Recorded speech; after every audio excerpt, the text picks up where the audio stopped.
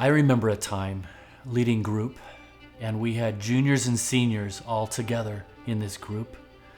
And one of the younger brothers was unwilling to go to church. He was unwilling to participate in any aspect of church, but was willing to come to group with his brother, who was a junior.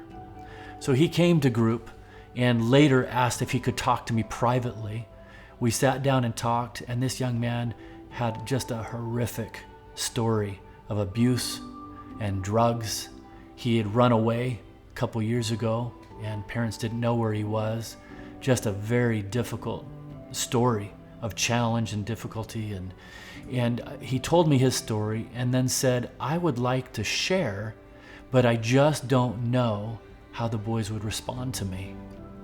Would they be confidential? Would they be judgy? Would they even be able to relate to me?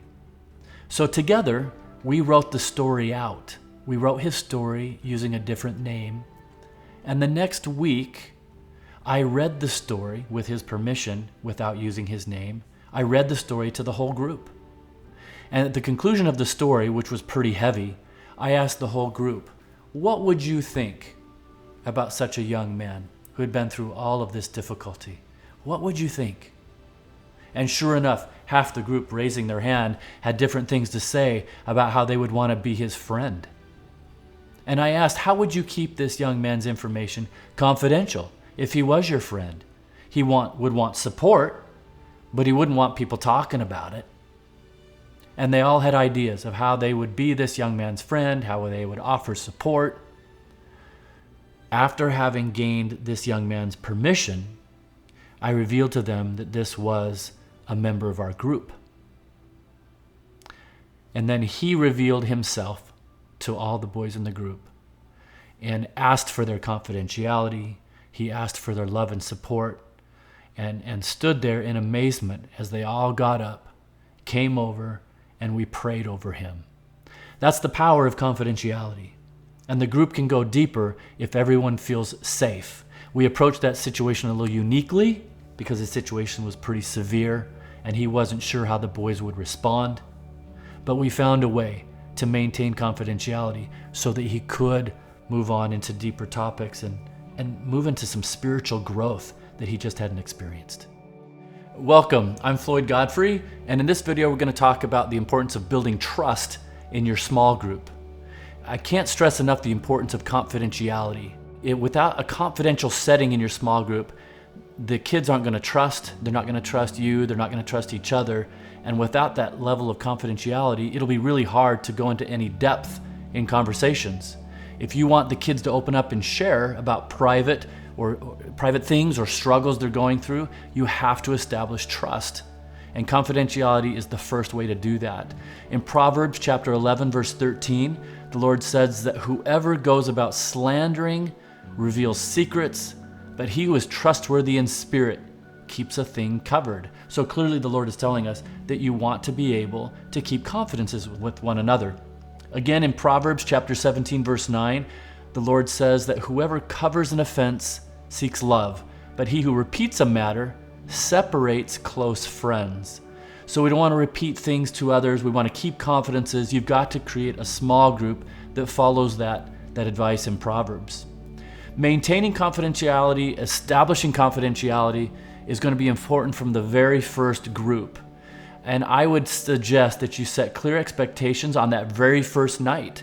So when all the kids come into your group, establish what confidentiality is, what it means, and create that atmosphere from the very beginning. We usually go around when we have a new group, and I ask all of the kids to raise their hand if they're willing to agree to complete privacy for everyone in here. They put their hands down, and then I repeat it again. That means that if somebody reveals something that's embarrassing, something they're ashamed of, mistakes they've made, that you're willing to keep that private and keep this in group and not go outside of group and post it on social media or tell kids who are in other groups about the situation, or even to tell your parents and have them raise their hand. Make it important so that the kids will take it as something important. Also, sharing personal stories that can help in terms of confidentiality, and you want to make sure that if you do share personal stories from parents or a pastor, or from your own life that you do that with permission only. So be careful that if another group leader or a pastor has disclosed something, you can't assume that it's okay for everyone to know. It's good to share stories, especially if it's from their parents or the pastors, but make sure you have the permission of them first before sharing. Along those same lines, I would make sure that you're informing the parents about confidentiality. Parents have a need to know and be involved in their students' lives, obviously, but there are going to be some situations that might be embarrassing, and it's not a safety scenario. You'll always go to the parents, you'll always go to a pastor if there's something unsafe that the student is telling you.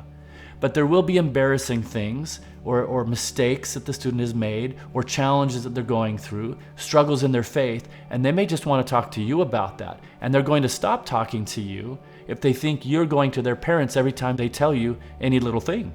Or if you go to the pastor and things can't be kept private. So tell the parents ahead of time.